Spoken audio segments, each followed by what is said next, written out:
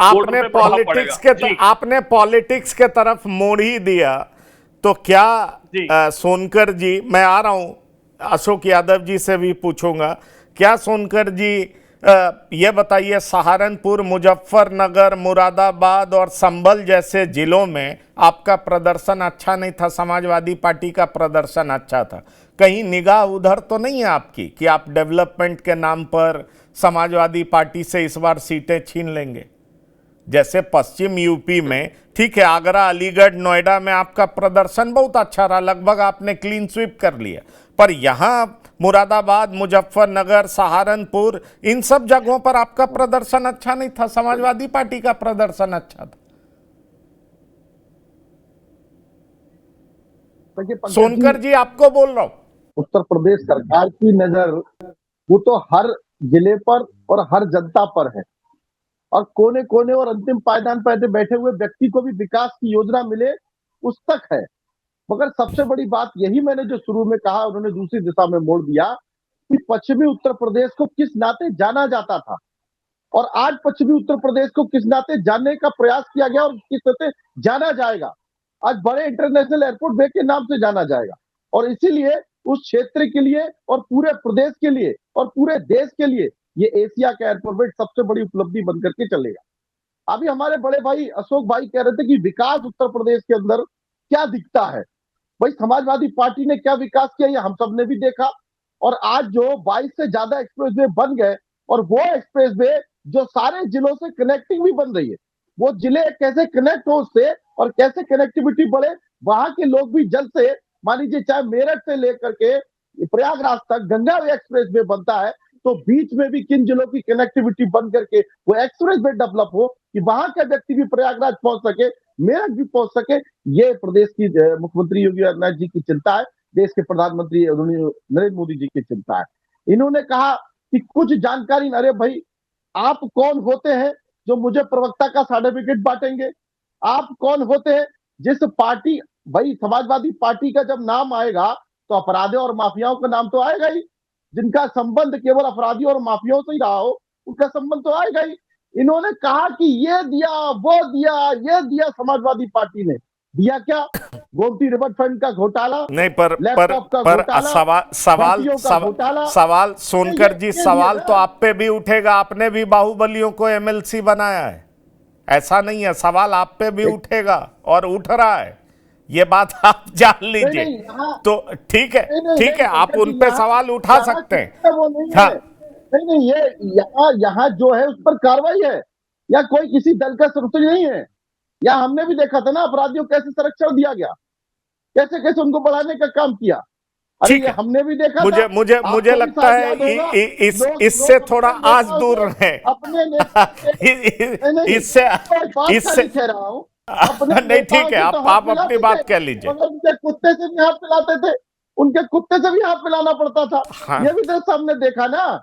आज तो ये नहीं आ रहा। पर एक दूसरा सच ये भी है कि अखिलेश यादव जब ताकत में आए तो उन्होंने उन लोगों से दूरी बना ली थी। ये बात और है कि बाद में राजनीतिक मजबूरियां रही होंगी, लेकिन अखिलेश यादव की उस समय तारीफ भी हुई थी, ये बात भी मीडिया में रिपोर्टेड है। बहरहाल अशोक यादव जी, आप इस सच को कैसे डिनाई कर सकते हैं कि उच्च विकास दर 10 से 15%, इसको कैसे डिनाई कर सकते हैं? और 2026 में जारी एक्सपोर्ट प्रिपेयर्डनेस इंडेक्स में उत्तर प्रदेश चौथे स्थान पर, 2022 में सातवें स्थान पर था।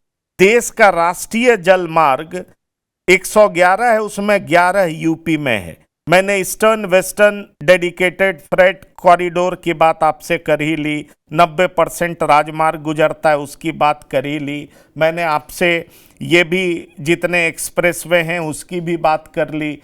तो ये सारे क्या इंडिकेटर्स, मैं मान सकता हूं कि ये सारे इंडिकेटर्स नहीं है डेवलपमेंट के, लेकिन डेवलपमेंट के ये कई सारे इंपॉर्टेंट इंडिकेटर्स तो हैं जिससे डेवलपमेंट तो होता है प्रदेश का। इसको आप कैसे डिनाई कर सकते हैं? देखिए, आपने जो चीजें पढ़ी बीच बीच में हम लोगों से पूछने के बाद, जो आप सरकारी चीजें पढ़ रहे थे, सरकारी फाइलों के आंकड़े जो आप गिना रहे थे, उन आंकड़ों की हकीकत को अगर आप जैसे एक पूरे कुकर में से एक चावल निकाल कर पूरे कुकर के चावल का तासीर पता चल जाती है कि चावल पका है कि नहीं पका है।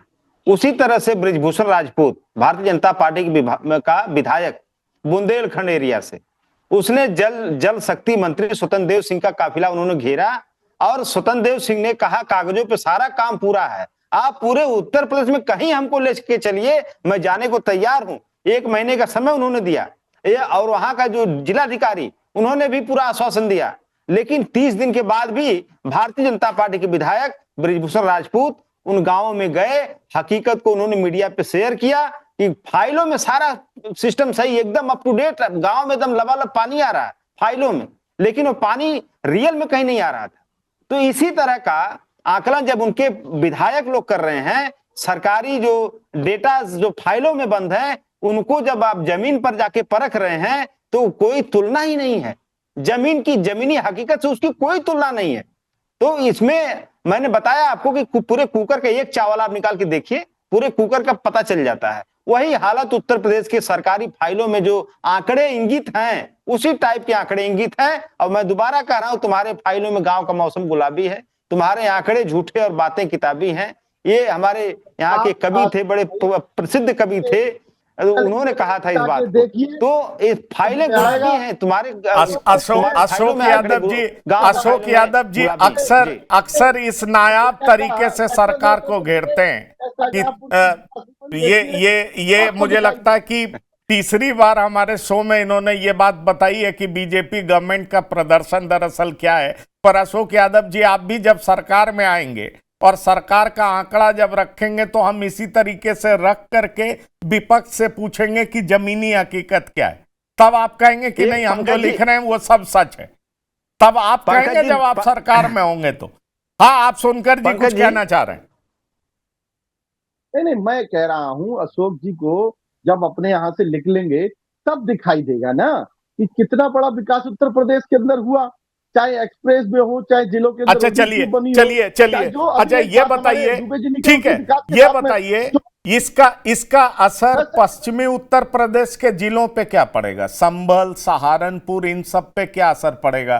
के शर्मा जी, संभल, गढ़ है इनका, समाजवादी पार्टी का, मुरादाबाद, इन सब पे क्या असर पड़ेगा? मुजफ्फरनगर, जहां समाजवादी पार्टी ने जोरदार तरीके से परफॉर्म किया, बिल्कुल फर्क पड़ेगा। और जो आसपास के जिलों के रहने वाले लोग हैं उनकी कनेक्टिविटी बढ़ेगी। वो कहीं से भी, अभी उन्हें पालम एयरपोर्ट, आईजे एयरपोर्ट जाना पड़ता है, अगर उन्हें कोई अंतरराष्ट्रीय फ्लाइट पकड़नी है तो वो आप जेवर से ले सकते हैं, जेवर उनके घर से पास पड़ेगा।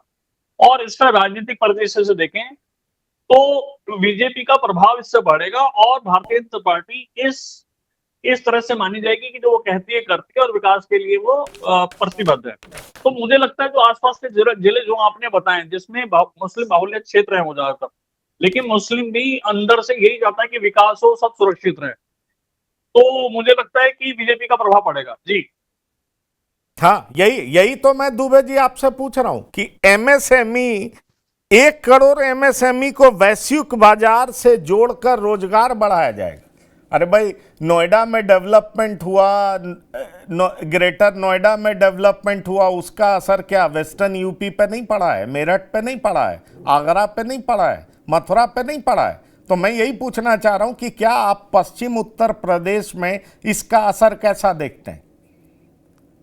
नहीं, देखिए पंकज जी, 2-3 चीजें हैं जो सरकार से मैं निवेदन करूंगा और दीपक जी को भी कहूंगा कि वो सरकार के संज्ञान में लाएं। देखिए, ऐसा है, आज की तारीख में पूरे उत्तर प्रदेश के अंदर आप जब इंडस्ट्रियलाइजेशन की बात करते हैं, एमएसएमई की बात करते हैं, यानी कि आप सूक्ष्म उद्योग और अति लघु उद्योग की बात करते हैं, इसके लिए जब आप प्लॉट आवंटन की स्कीम निकालते हैं तो आप उसमें ऑक्शन करते हैं। ये प्रणाली भारतीय जनता पार्टी की सरकार में विकसित हुई है। ऑक्शन के अंदर क्या वो युवा जिसने एक अच्छा खासा पैसा माता पिता का एमबीए करने में या इंजीनियरिंग करने में खर्च किया है, वो कहां से अफोर्ड कर पाएगा और बाजार के अंदर बैठे हुए कॉर्पोरेट्स के सामने कंपीट करके प्लॉट ले लेगा? नहीं ले पाएगा। और यही हो रहा है नोएडा और ग्रेटर नोएडा और यमुना प्राधिकरण के अंदर। आप ऑक्शन करके प्लॉटिंग कर रहे हैं भाई, युवा के लिए प्रमोट करने के लिए जो हमारा नया एंटरप्रेन्योर है उसके अंदर जो एंथुसियाज्म है उसको आपकी सरकार किल करने का काम कर रही है। मैं ये बात जिम्मेदारी के साथ कहूंगा। आपको डेवलपमेंट अगर लाना है तो मैं फिर कह रहा हूं कि क्लस्टर इंडस्ट्री को बढ़ावा दीजिए, 5-5 साल के लिए युवाओं को दे दीजिए प्लॉट, उनके प्रोजेक्ट रिपोर्ट के आधार पर आवंटन करिए और जो रकम उसमें आप इन्वेस्ट करते हैं 5 साल बाद फंक्शनल होने के कुछ समय के बाद उनसे कहिए कि अब आपकी इंस्टॉलमेंट पे आप रिटर्न करिए, जैसे एजुकेशन लोन चलता है। आप जब तक इस प्रणाली को नहीं लाएंगे, हम चाइना से टकराने की बात करते हैं लेकिन आप देखिए ना हम प्लानिंग में कितने पीछे हैं, एजुकेशन तो बहुत दूर की बात है हमारे यहाँ। ठीक है। फिर सवाल वही है कि 1 ट्रिलियन इकोनॉमी के लक्ष्य को क्या योगी सरकार इस तरीके से हासिल कर पाएगी? कल बड़ा दिन है, कल बड़े एयरपोर्ट का उद्घाटन होना है। ये किस तरीके से जो बात कही जा रही है उन लक्ष्यों को पूरा कर सकेगी, पूरा करने में मदद करेगी? ये एक बड़ा सवाल है। अशोक यादव जी, के शर्मा जी, नवीन दुबे जी और सोनकर जी, आप सभी मेहमान अब उत्तर चाहिए में आए, इसके लिए बहुत बहुत धन्यवाद और शुक्रिया। तो अब उत्तर चाहिए में इतना ही। ताज़ा तरीन खबरों के लिए आप लगातार देखते रहिए TV9। धन्यवाद, नमस्कार।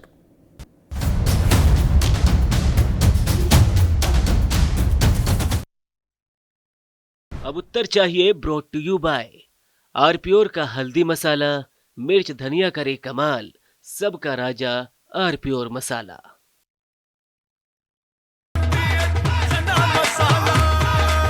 अब छोलिया हो या लोबिया, सफेद चने या काले चने, सब कुछ मजेदार बने। अब आया असली स्वाद। अब आया स्वाद। जब स्वाद के पड़े हो लाले तो MDH का चंकी चाट मसाला डालें। MDH का चंकी चाट मसाला। MDH। अरे श्रीमती जी, कुछ तो सस्ता लो, बचत करो। नहीं श्रीमान जी, सब बढ़िया लो, रहने दीजिए। इसमें क्या खास बात है? थोड़े में ज्यादा स्वाद, यही तो है इसकी खास बात। वाओ मामा, क्या स्वाद है। अरे मेरे राजा, सबका राजा आरपीओर मसाला।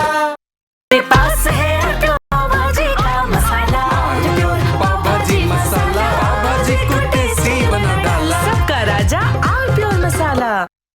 थोड़े में ज्यादा स्वाद, यही तो है इसकी खास बात। वाओ मामा, क्या स्वाद है। अरे मेरे राजा, सबका राजा आरपीओर मसाला। कुछ तो सस्ता लो, सब बढ़िया लो, इसमें क्या खास बात है? थोड़े में ज्यादा स्वाद, यही तो है इसकी खास बात। सबका राजा आरपीओर मसाला। MDH का किचन किंग किचन में हो तो हम सब कुछ बना सकते हैं। बैंगन का भरता, आलू गोभी, भिंडी मसाला और भी बहुत कुछ। MDH।